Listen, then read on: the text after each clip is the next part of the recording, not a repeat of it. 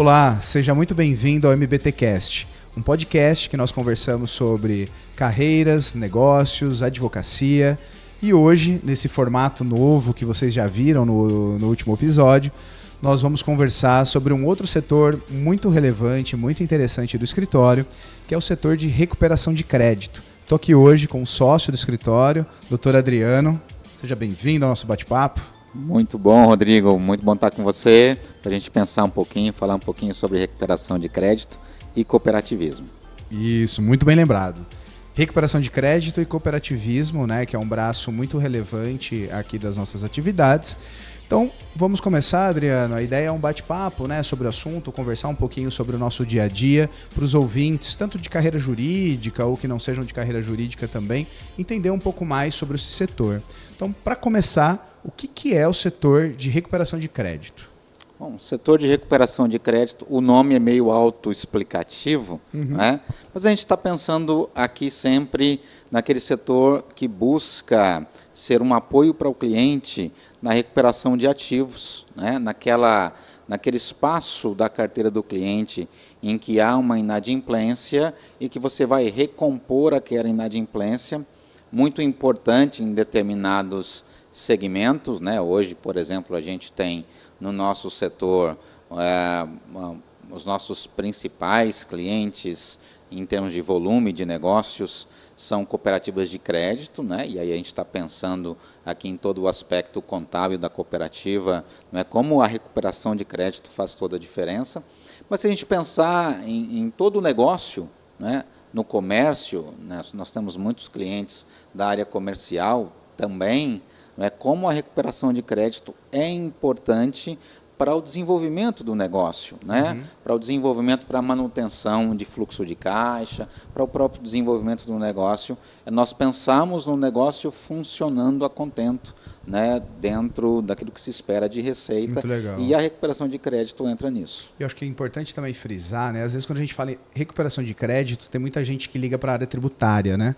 Porque também existe recuperação de créditos tributários, né? Então, às vezes a gente fala, o setor de recuperação de crédito, tem gente que liga muito isso à recuperação tributária. Mas não, né? O setor que você é líder, que você cuida hoje, é o setor de recuperação de crédito para ativos financeiros ou carteira de inadimplemento de empresas, né? Exatamente. Do comércio, indústrias, enfim. Exatamente. Ativos financeiros e carteira de inadimplemento, de inadimplência. É aquela parte da receita do cliente que não chegou, que deveria ter chegado e não chegou, e aí a gente vai fazer o trabalho junto com ele, né, de recuperar esse ativo, especialmente dando aquela ênfase de recuperar o ativo mantendo o cliente dele. Isso que eu ia te perguntar agora. Como que funciona exatamente esse setor? É um setor que só ajuização ou não? Tem todo um trabalho extraprocessual também, de aconselhamento para o dia a dia da empresa, da cooperativa? Como que funciona? Explica para a gente. Bom, com certeza. Aqui a gente vai trabalhar, óbvio, né, a gente tem toda uma estrutura muito legal, um time muito capacitado para o trabalho da recuperação de crédito judicial, não é? O ajuizamento de ações que visam essa recuperação quando não há outro espaço, não é? Quando já se tentou todos os espaços para essa recuperação de uma forma amigável, a gente acaba partindo para a parte da recuperação judicial com as ações próprias, ação de execução, ações monitores, ação de cobrança. Mas, muito além disso, a recuperação de crédito tem a ver com essa recuperação do relacionamento com aquele cliente que, por algum motivo, alguma situação, acabou se tornando inadimplente e trazê-lo de volta para essa relação é importante. Daí a gente tem dentro do setor os nossos subsetores, dentre eles um muito importante, que é o setor de negociação, onde a gente vai trabalhar com pessoas especializadas também, esse contato diretamente com aquela parte que se tornou inadimplente, para tentarmos alinhar com ele estratégias para solucionar aquela questão. Pensando nisso já, assim, no seu dia a dia, que é 100% focado, né, em recuperação de crédito, quais são os principais desafios que você enfrenta assim, no dia a dia do setor de recuperação de crédito, seja para empresas ou especificamente para cooperativas de crédito? Eu penso que os desafios mais importantes são aqueles desafios de fazer a conexão entre as partes. Não é? Os grandes desafios são esses quando a gente chega na ponte de negociação, fazer uma conexão e trazer entre as partes, né, tanto o credor quanto o devedor, aquela possibilidade de alinharem os interesses. Então a gente está sempre trabalhando muito nisso, né? A nossa equipe construir essa ponte, cada né? vez mais especializada em construir a ponte, porque o processo judicial em si ele é aquela última cartada, não é? Onde a gente vai buscar de uma forma que possa trazer uma solução para o credor do ponto de vista da constrição patrimonial no processo judicial. Mas a gente está sempre voltado, mesmo depois do ajuizamento da ação, em buscar sempre a conciliação, e esse é o desafio, né? Alinhar interesses de ambas as partes que antes estavam desalinhados para chegar em algo que solucione a questão. Sim, sim. Eu acho que é muito importante também, uma coisa que a gente sempre conversa no dia a dia, né, Adriano, é ver o devedor como alguém que está passando por uma dificuldade econômica, financeira naquele momento, e não que ele é um devedor, né? A diferença do e do está, né? Então, tratá-lo como qualquer pessoa, com respeito, né, e humanidade, para construir essa ponte, né? Acho que isso é um fator preponderante, né? Para conseguir construir essa ponte. Você falando isso, eu até me lembro, né? A gente trabalha com cooperativa de crédito e a ideia da cooperativa, do cooperativismo é isso, né? Quando você pensa nos grandes bancos, nos bancos comerciais, as pessoas se relacionam com aquela instituição financeira, são apenas clientes, são números. No cooperativismo, não. O cooperado, que é correntista na cooperativa de crédito, ele é alguém. Ele é parte daquela estrutura, ele é sócio da cooperativa. Então, a cooperativa sempre terá o objetivo de trazer aquele cooperado, aquele sócio, de volta para o negócio, não é? De restaurar essa relação. E esse é o negócio, é o bonito desse trabalho que a gente faz. Sim, sim. Essa é a principal diferença, né, de uma grande instituição financeira para uma cooperativa de crédito, né? É ter esse relacionamento mais personalizado, né, com o cooperado. E o cooperado, não só do ponto de vista jurídico, né, ser um sócio, mas sim realmente ele se sentir parte daquilo, né? Eu acho que essa é uma diferença grande. E isso reflete muito no dia a dia, né? De não ter uma cobrança agressiva, né? De uma cobrança desmedida, né? Para não trazer esses ruídos, né? E olha como é legal isso, Rodrigo. A gente está falando aqui, eu estou pensando e lembrando. A gente tem clientes, por exemplo, que tem lá os setores internos também deles, de recuperação de crédito. E aí eu me lembro que tem pelo menos um dos nossos clientes que lá o título do setor é setor de recuperação de crédito e cooperados. Sim, sim. Olha que legal. Muito legal. A visão é a visão de que eu quero restaurar essa pessoa. Por quê? Porque as pessoas às vezes confundem a cooperativa de crédito com o banco. Ah, essa cooperativa aqui é do sistema Sicoob, Cressol, Credicis, e pensa, é um banco nacional. Mas cada cooperativa é uma cooperativa individual que atua numa determinada localidade, numa determinada comunidade, e o objetivo do cooperativismo de crédito é fazer crescer aquela comunidade. Sim, sim. Então, tudo que ela faz é fomentar ali regional, a economia. Né? Por isso, a importância de restaurar o cooperado. Sim, sim. Esse é um ponto muito legal, né, do cooperativismo, porque às vezes as pessoas que não conhecem muito bem do sistema, elas olham Sicoob, Cressol, Sicredi, você hoje tem abrangência nacional desses grandes sistemas. E aí a pessoa olha para isso e fala, é um banco grande igual qualquer outra instituição financeira, tem em todo lugar, mas não, né, cara? Como você frisou, realmente existe o sistema macro, mas você tem as cooperativas singulares que elas estão ali, né, no dia a dia da comunidade, né, fomentando a economia local, empregando mão de obra local, né? Essa é uma diferença grande, né, para as grandes instituições financeiras. E olha que legal, a diferença está relacionada com isso exatamente porque a cooperativa está pensando naquele cooperado a ser recuperado e em toda a comunidade de cooperados. Sim, não é? Sim. Então, aquele crédito que se recupera não é para lucro. O crédito que se recupera para a saúde financeira da cooperativa retorna para todos os cooperados. Sim. Porque ao fim do ano, havendo um resultado positivo, esse resultado positivo é distribuição para os cooperados, ou seja, é o dinheiro que volta para poder fomentar a economia daquela mesma região. Sim. Isso é muito legal. E outro ponto agora, Adriano, pensando sobre a efetividade do setor nesses últimos anos, né? Nós estamos passando por uma recessão econômica, né? O inadimplemento aumentando, seja no consumo de lojas, ou seja mesmo nas cooperativas de crédito. Você sentiu esse aumento no dia a dia do setor, um maior volume de demandas, uma dificuldade maior para receber? Você que está ali bem no dia a dia, assim, você consegue perceber isso? Com certeza. Com certeza. Nós vivemos um momento da economia que é turbulento, não é? Em que as pessoas, em que a atividade econômica ela desacelerou e as pessoas estão muito mais cautelosas e a diminuição dos negócios, não é? A diminuição de oportunidades de negócios para as pessoas. O aumento, por exemplo, que a gente tem visto em vários indicadores aí, fechamento de empresas, dificuldades, especialmente dos microempreendedores, aumenta a situação de inadimplência. Sim, sim. E dificulta a recuperação de crédito. E aqui no nosso estado a gente tem um agravante muito grande, né, Adriano? O estado de Rondônia ele é um estado preponderantemente agro, né? Um estado que tem muita pecuária, agora também o cultivo de grãos, né, chegando com força no estado. E nos últimos anos a gente vê uma crescente muito grande do inadimplemento do agro, né? Isso afeta toda uma cadeia, né? Porque quando você tem o agro como sendo a mola propulsora do Estado, né? Você tem ele diretamente impactando no recebimento das operações e aí você tem toda uma cadeia, né? Do comércio envolvendo tudo isso, né?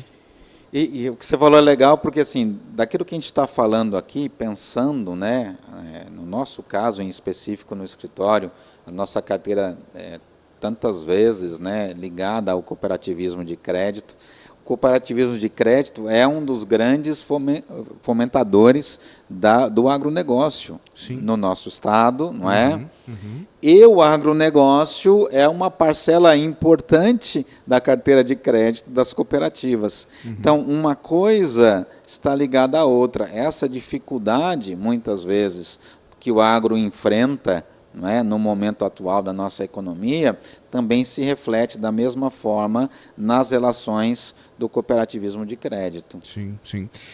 E pensando no dia a dia, Adriano, estratégias para a recuperação de crédito, você consegue compartilhar alguma coisa conosco, com a nossa audiência, sobre estratégias bem-sucedidas, algum caso que possa compartilhar, claro, de alguma estratégia bem-sucedida na recuperação de crédito e também explicar no dia a dia como que funciona a separação de carteiras, a estratégia que adota para ter uma melhor performance do setor, como que funciona no dia a dia? Uma das coisas que a gente tem feito, trabalhado nos últimos anos, é sempre pensar de maneira estratégica o nosso desenvolvimento da carteira, né? Então, ao longo do tempo, a gente foi trabalhando formas de estratificar a nossa carteira para identificar casos em que a gente precisa de uma atenção especial no sentido estratégico. São aquelas situações de créditos já difíceis de recuperar, que já estão um tempo grande, em que já se mostraram